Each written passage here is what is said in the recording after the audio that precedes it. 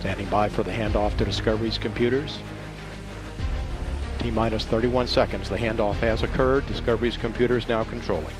Brain systems armed. T-minus 10 seconds. Go for main engine start. 7, 6, 5. 3 engines up and burning. 3, 2, 1. And liftoff of Space Shuttle Discovery, beginning America's new journey to the moon, Mars, and beyond. And the vehicle has cleared the tower.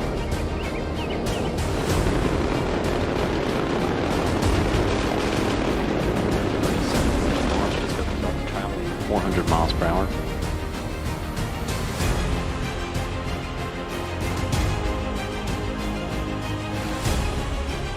Standing by now for jettison of the external fuel tank.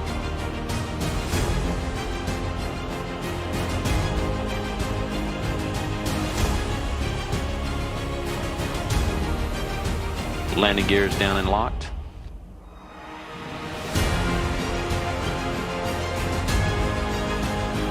Main gear touchdown.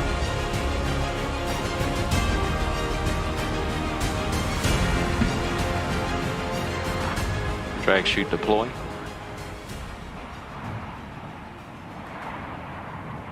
Nose gear touchdown.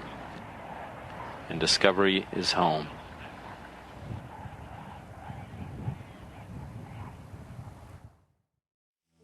Go for main engine start. We have a go for main engine start.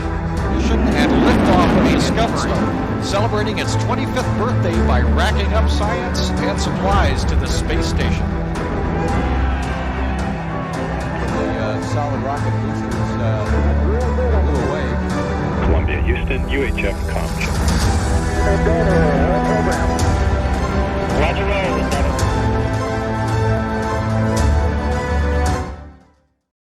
After the loss of the Space Shuttle Fleet's flagship Columbia, the entire program was being re-examined. The original plan had been to create a launch system that was cheaper, with its reusability compounding to reduce the other expenses of launch and maintenance. However, upon final design, shuttle launches were very expensive, between $500 million and $1.5 billion per flight, and most of the launch system ended up being discarded. Not only this, but turnaround costs were proving to be immense. The orbiters were beaten and battered by launch and re-entry, and by the time they landed, needed extensive repair work, especially on the thermal protection system.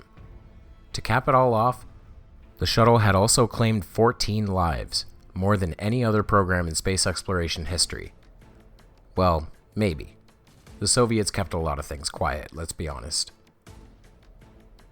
Either way, there was more work to be done.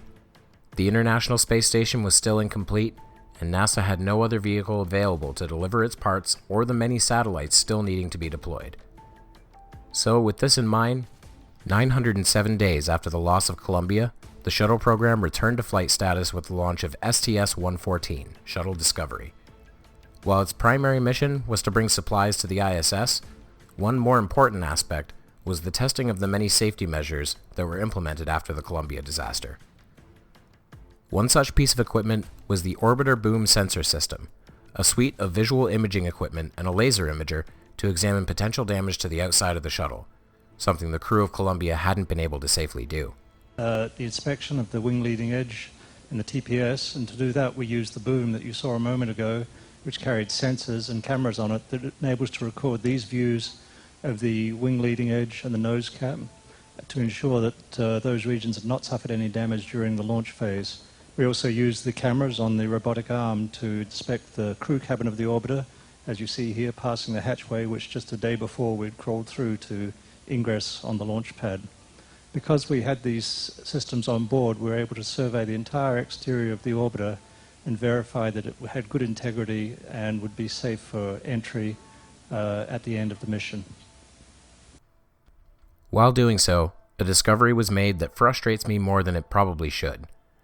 Discovery was flying in place of Atlantis, as the two were switched when it was discovered that Atlantis' rudder speed brake system was installed incorrectly.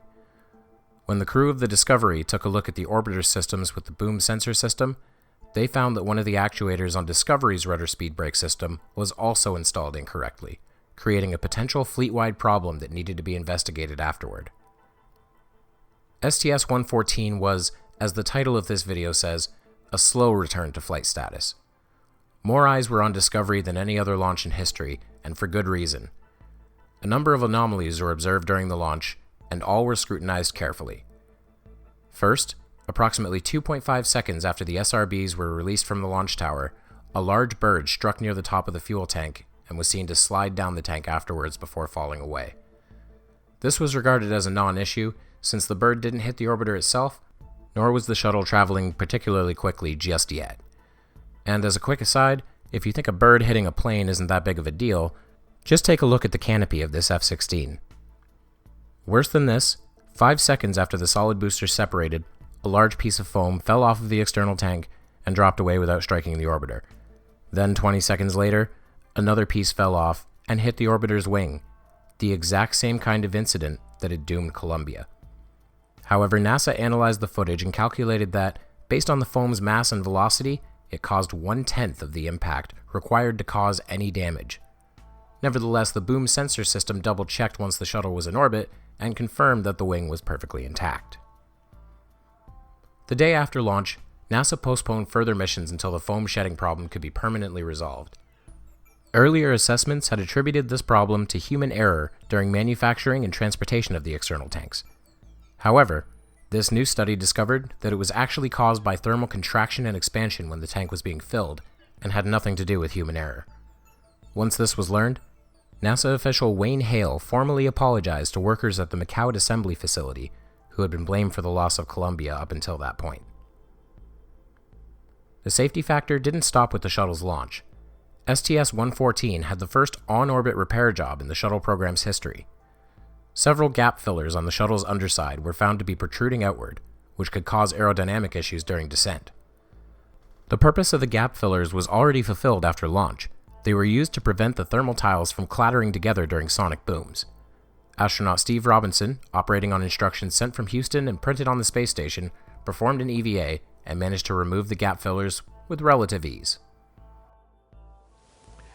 It was time to, if you could look at that little spacewalking guy off the nose of the orbiter, that's EV2 working on moving up to the gap filler. Wendy was flying the arm with Vegas's help. Andy was supervising. We reached out and pulled out those gap fillers that were a little too far forward for us to be comfortable with. And the ground team put together a wonderful plan for us. It worked great. And we were pleased that the gap filler came right out. It's a little red RTV on it. That's the stuff that bonds it together, although not perfectly, obviously. One part of this mission that never took place, and would continue not taking place for the remainder of the program, was STS-300. After the Columbia disaster, every space shuttle mission had a specially designated rescue shuttle queued up and ready to launch at a moment's notice, officially designated as Launch on Need missions. Thankfully, none of these missions would ever need to be launched. On Flight Day 10 of STS-114, the entire crew, as well as those aboard the ISS, gathered to wish a young boy named Matthew a happy birthday. Matthew was the son of astronaut Rick Husband, the commander of Columbia's fatal mission. We know it's still August 3rd down there on the planet Earth, and from the shuttle Discovery, we would like to say happy birthday to Matthew Husband, who is 10 years old today.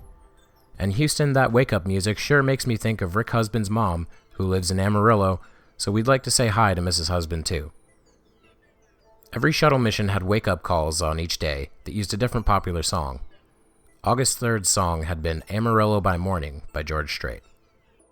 STS-114 was a complete success, despite old problems rearing their ugly heads.